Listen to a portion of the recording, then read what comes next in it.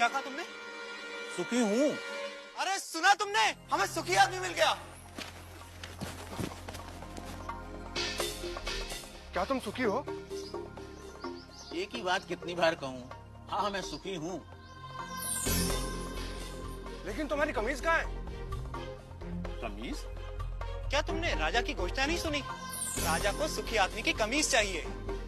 पर मेरे पास तो कमीज नहीं है। क्या तुम्हारे पास कमीज भी नहीं है? फिर तुम सुखी कैसे हुए? मेरा सुख कमीज में नहीं है, मैं ही सुख हूँ। अन्नदाता, वह कह रहा था कि उसका सुख कमीज में नहीं है, वह ही सुख है। वह सुखी है, लेकिन उसके पास कमीज नहीं है। बलभद्र, उसे मेरे पास ले आओ। क्यों? क्या राजा को मेरी और मेरी बैलगाड़ी की सेवा चाहिए? पर उसके पास तो हाथी, घोड़े, रथ। भूरा, राजा को तुम्हारी बैलगाड़ी या तुम्हारी सेवा नहीं चाहिए। राजा तो तुमसे मिलना चाहते हैं। पर मैं राजा से मिलकर क्या करूंगा? शायद वे तुम्हें पुरस्कार देना चाहते हो। पर मैं राजा से पुरस्कार लेकर क्या करूंगा? शायद पुरस्कार के धन से तुम और सुख पा सको, कमीज खरीद सको। दाता, मैं कमीज के बिना भी सुखी हूँ।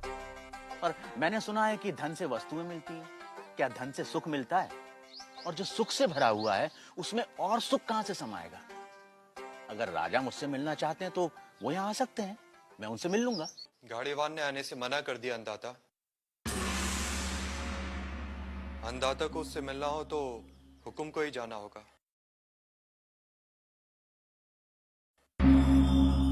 और गाड़ीवान से मिलने राजा अपने मंत्री हजूरियों दासों के साथ गाड़ीवान भूरा के गांव पहुंचा।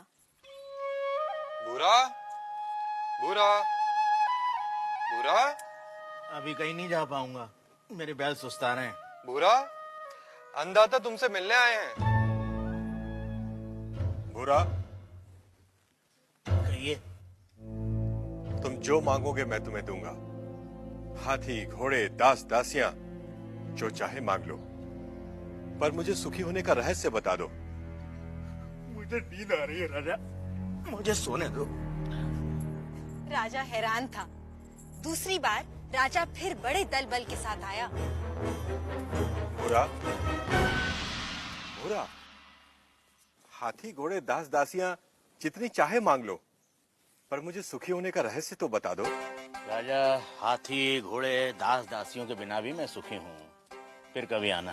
तुम्हें क्या चाहिए भूरा? मांग कर तो देखो। मुझे सुखी होने का रहस्य तो बता दो।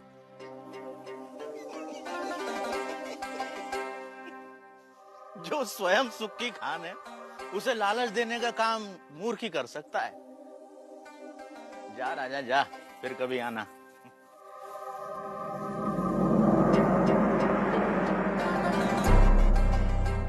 और राजा चला गया। उसे समझ नहीं आया कि गाड़ीवान भूरे को क्या चाहिए था। कि अचानक राजा एक दिन अकेले गाड़ीवान के सामने आ खड़ा हुआ।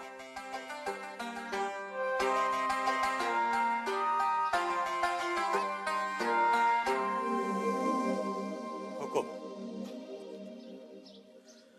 तू फिर आ गया? जब तक आप सुखी होने का रहस्य न बता देंगे मैं तंग करता रहूंगा। मेरी पीठ खुजा सकेगा? हाँ मालिक।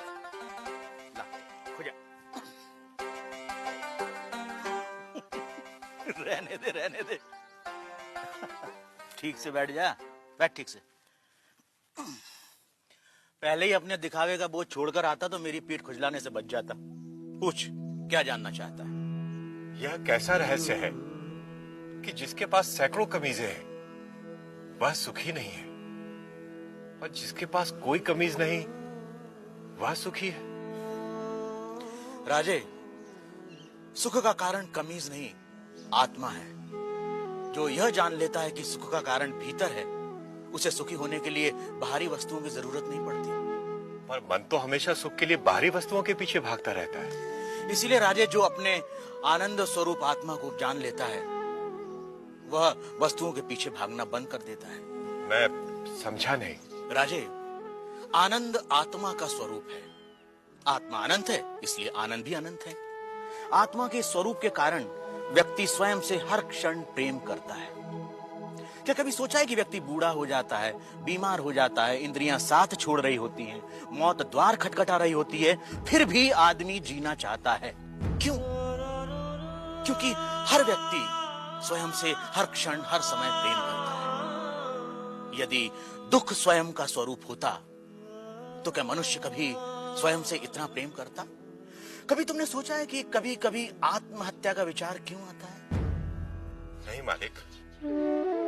क्या है आत्महत्या का विचार? क्यों भावना के वश में आदमी मन, बुद्धि और शरीर आदि को खत्म कर देना चाहता है?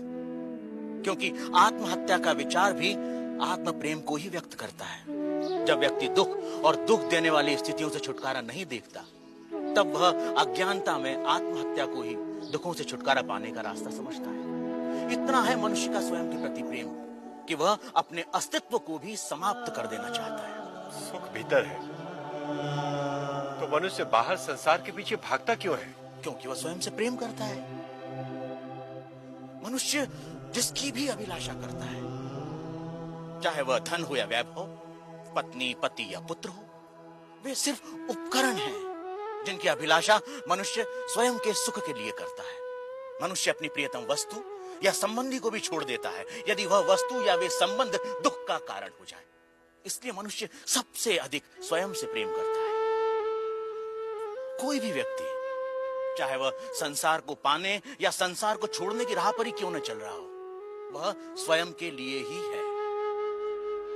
स्वयं के लिए इतना प्रेम कि या तो सारा संसार या संसार नहीं। स्वयं के प्रति इतना प्रेम ही आत्मा के सुख स्वरूप का प्रमाण है। यदि ऐसा नहीं होता तो मनुष्य दुखों से प्रेम करता।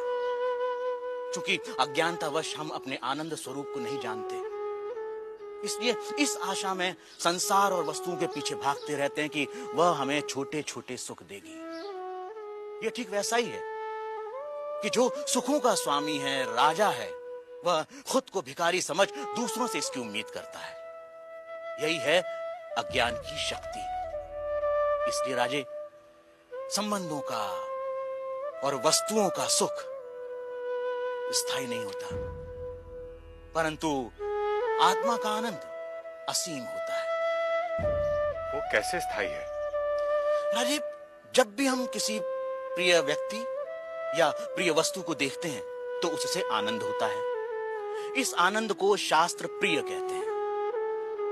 और जब हम उस वस्तु को पा लेते हैं या उस व्यक्ति से मिल लेते हैं, तब वह आनंद कई गुना बढ़ जाता है।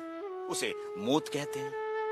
और जब हम उस वस्तु का उपभोग करते हैं, तब उससे प्राप्त होने वाले आनंद को प्रमोद कहते हैं। परंतु जैसे ही हम उस व्यक्ति या उस वस्तु से अलग हो जाते हैं, वह आनंद भी समाप्त हो जाता है। इसलिए राजे, वस्तुओं का आनंद, व्यक्तियों का आनंद स्थायी नहीं होता, परंतु आत्मा का आनंद स्थायी और अनंत होता है। बुरा व राजा में आनंद पर लंबी चर्चा हुई, जिसे वेदांत में आनंद मीमांसा कहते हैं।